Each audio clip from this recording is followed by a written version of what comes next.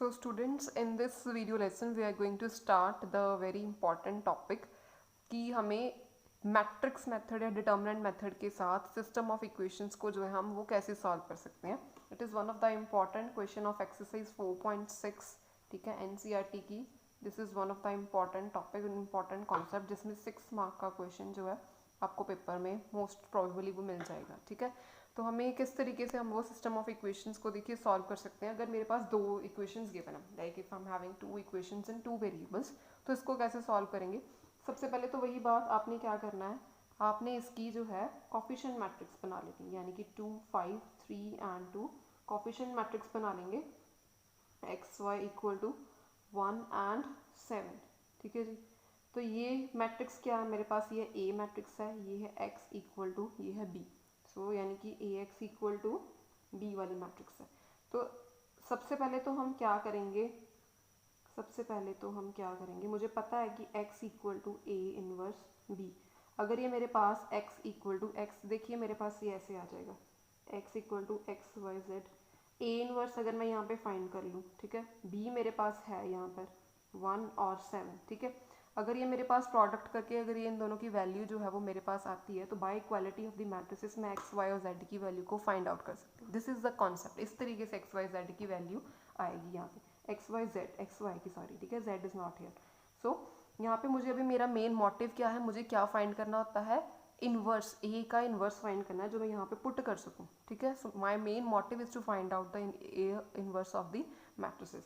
सो A मेरे पास है, इसका अगर मुझे इनवर्स निकालना है, मुझे पता है ए इनवर्स किसके इक्वल होता है, एडजॉइंट ए अपॉन डिटर्मिनेंट ए के इक्वल होता है. ठीक है, तो सबसे पहले हम चेक कर लेते हैं डिटर्मिनेंट ए क्या है. This is a matrices over here. ठीक है जी, इसका डिटर्मिनेंट आएगा 2 × 2 4, 4 माइनस 15. सो ये आएगा -11 which is also not equal to 0. इसका मतलब कि सिस्टम ऑफ इक्वेशंस क्या है, वो कंसिस्टेंट है, उसका यूनिक सोल्यूशन आएगा क्योंकि ये डिटर्मिनेंट ऑफ ए जो है वो 0 के इक्वल नहीं है. और उसके बाद हम चेक करेंगे कि एडजॉइंट ए जो है वो किसके इक्वल है. एडजॉइंट ए हम निकाल लेते हैं, इसका मैंने आपको सिखाया हुआ है. 2 और 2 इसको सेम ही रहेगा, इन दोनों के जो है वो साइन चेंज हो जाएंगे. ठीक है, this is the value of the adjoint of A. आगे ए इनवर्स फाइंड कर लेते हैं. ए इनवर्स कैसे आएगा, आप इसका एडजॉइंट ए को डिटर्मिनेंट ए के साथ डिवाइड करना है, तो 1 upon -11, 2 -5 -3 and 2. This is the A inverse, value of the A inverse. Now put the value of a inverse over here. So I'm going to solve over here. ठीक है जी, यहाँ पे मैं सॉल्व करने लगी हूँ इसको. x equal to A inverse b. ठीक है, x क्या है, x and y. a inverse मुझे ये वाली वैल्यू को यहाँ पे पुट करना है, -1/11, 2 -3 -5 एंड 2. ठीक है जी, b की वैल्यू भी मेरे पास है 1 एंड 7. तो अब मैं इसको सॉल्व कर लेती हूँ. -1/11. ठीक है, इसको सॉल्व कर लो. 2 × 1 2, -5 × 7 इज इक्वल टू -35. ये भी आएगा -3 एंड 2 × 7 इज 14. ठीक है जी, ये कर लेते हैं इसको सॉल्व. -33 and this is 11. ठीक है जी, आगे एक्स वाई. अब देखिए मैं अगर इसको इसके साथ डिवाइड करूँगी, 33 डिवाइडेड बाय -33 डिवाइडेड बाय -11 है, तो ये क्या आएगा यहाँ पे 3. 11 डिवाइडेड बाय -11, यहाँ पे क्या आएगा -1. ठीक है जी, so by equality of the matrices क्या आ गया, एक्स की वैल्यू क्या आ गई मेरे पास 3 एंड वाई की वैल्यू क्या आ गई मेरे पास 1 -1. ठीक है जी, so in this way we can find out the values of X and Y. हम एक सिस्टम ऑफ इक्वेशन को using the help of matrix method solve कर सकते हैं. सबसे पहले हमने यही करना है कि एक्स इक्वल टू बी लिखना है, X equal to A inverse B, और ए इनवर्स की जो वैल्यू है मुझे उसको फाइंड आउट करना है. ए इनवर्स की वैल्यू को मुझे क्या करना है, यहाँ पर पुट करना है, यहाँ पर. ठीक है, X equal to A inverse B, और फिर इसका बी के साथ प्रोडक्ट करना है. प्रोडक्ट करने के बाद इक्वालिटी ऑफ मैट्रिसेस के साथ हम एक्स और वाई की जो वैल्यू है वो फाइंड आउट कर सकते हैं. ठीक है, अगर यहाँ पे मुझे 2 इक्वेशंस गिवन थी, यहाँ पे 3 इक्वेशंस भी हो सकती हैं, 3 equation in 3 variable, 4 equation in 4 variable. ठीक है, तो we can also solve this kind of the equation by using this only this method. ठीक है जी, so next we are going to start with the next example which is also based on the using matrices solve the system of equation. यहाँ पे मुझे फिर एक और system of equation given है.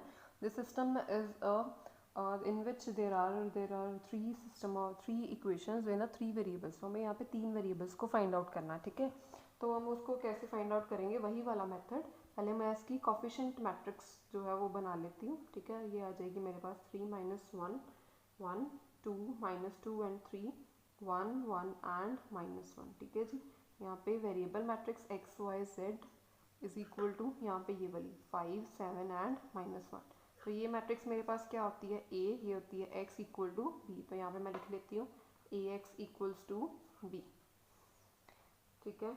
Now मुझे सबसे पहले क्या करना होता है, सबसे पहले तो देखिए मुझे डिटर्मिनेंट ऑफ a चेक करना होता है किसी भी, क्योंकि मुझे यहाँ पे यूजिंग मैट्रिक्स मेथड यानी कि मुझे इन्वर्स ही फाइंड करना है। Actually x equal to b है तो x equal to a inverse b से ही मेरी जो है वेरिएबल्स की वैल्यू x y z की वैल्यू फाइंड होगी। तो अगर a इन्वर्स b करना है मुझे, मतलब मुझे अगर a inverse b find out करना है, अगर ये इक्वेशन चाहिए तो a इन्वर्स एग्जिस्ट भी तो करना चाहिए ना। तो first I have to check कि a इन्वर्स एग्जिस्ट भी करता है कि नहीं करता।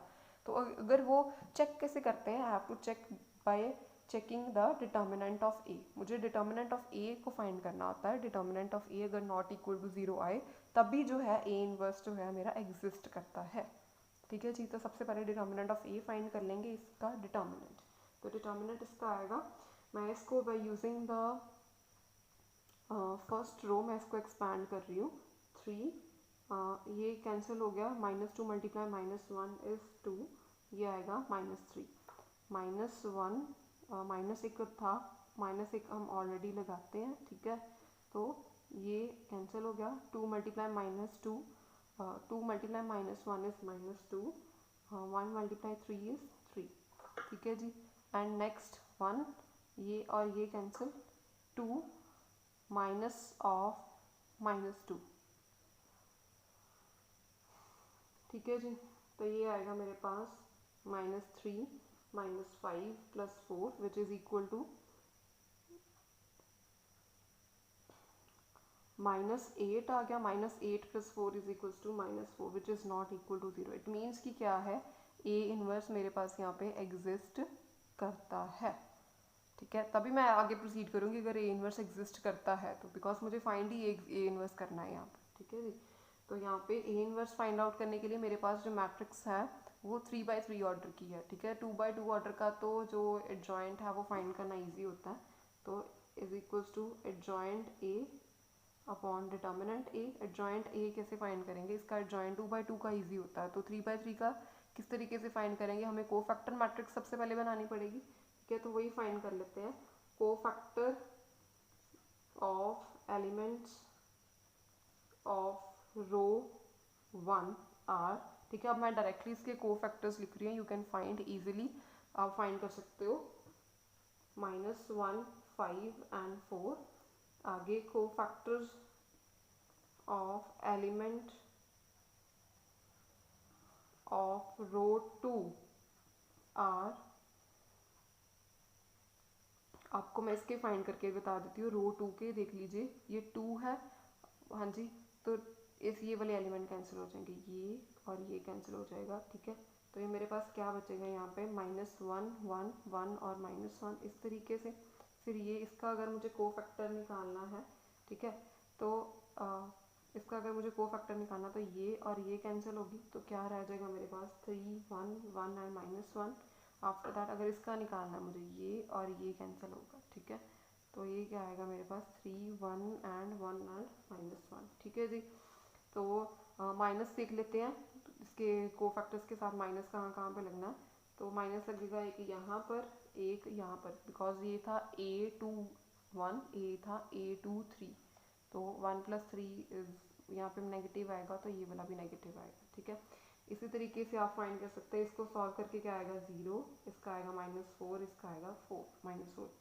तो कोफैक्टर्स ऑफ, इसी तरीके से आप सिमिलरली रो 3 के भी कोफैक्टर्स आप फाइंड कर सकते हैं, वो मैं डायरेक्टली लिख रही हूँ। अब यहाँ पे आएंगे आपके -1 -7 एंड -4। तो एडजॉइंट a देखिए मेरे पास अब क्या आ गया, -1 5 एंड 4 0 -4 एंड 4 -1 -7 एंड -4। अब इसका ट्रांसपोज करते हैं, तो ट्रांसपोज करके मैट्रिक्स मेरे पास आएगी, एडजॉइंट a आएगी मेरे पास, देखिए -1 5 एंड 4 0 -4 एंड 4 -1 -7 -4। ठीक है जी। अब ए इनवर्स फाइंड करना है मुझे। ए इनवर्स किसके इक्वल होता है? Adjoint A divided by determinant A. ठीक है, एडजॉइंट ए ये है, डिटर्मिनेंट ए मैंने यहाँ पे निकाला था विच इज इक्वल टू -4। ठीक है, सो 1/-4। ठीक है, एडजॉइंट ए क्या हो रहा?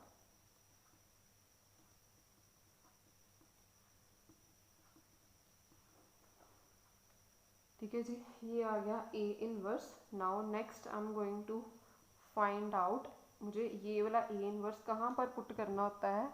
यहाँ पर, ये वाला इस पर। ठीक है, X equal to A inverse B. ठीक है, तो यहाँ पे हम पुट कर देते हैं X Y Z. A inverse की वैल्यू मैंने फाइंड कर ली है, 1/-4 -1 0 -1 5 -4 -7 4 -4 एंड 4। साथ में बी की वैल्यू मुझे पता है क्या है, ये वाली जो हम स्टार्टिंग में लेते हैं। बी की वैल्यू 5 7 और -1, these are that, this is the B वाली मैट्रिक्स, 5 -7 एंड 1। सो ठीक है, अब इसको आपने सिंपली सॉल्व कर लेना मैट्रिक्स मल्टीप्लिकेशन की हेल्प के साथ। ये आएगा -5, 0 × 7 इज 0, -1 × -1 इज 1 and 5 × 5 is 25, -4 × 28, ये आएगा +7, आगे 20 -28 +4। ठीक है, तो ये अब इसको सॉल्व कर लेते हैं। ये क्या आएगा? -4, ये 4, 20 -28 +4 दैट इज इक्वल टू -4। ठीक है जी, तो इसको x y एंड z। ठीक है, अब 4 को माइनस यहाँ पे भी माइनस है, माइनस मतलब -4 को -4 के साथ डिवाइड करेंगे तो क्या आएगा? 1।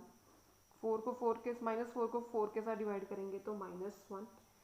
-4 को -4 के साथ डिवाइड करेंगे तो 1। ठीक है, इसी तरीके से by equality of matrices x equal to 1, y equal to -1, z equal to 1। So these are the values of the variable. ठीक है, तो हमने इस मैट्रिक्स का जो है सोल्यूशन वो यहाँ पे मैंने फाइंड आउट कर लिया है।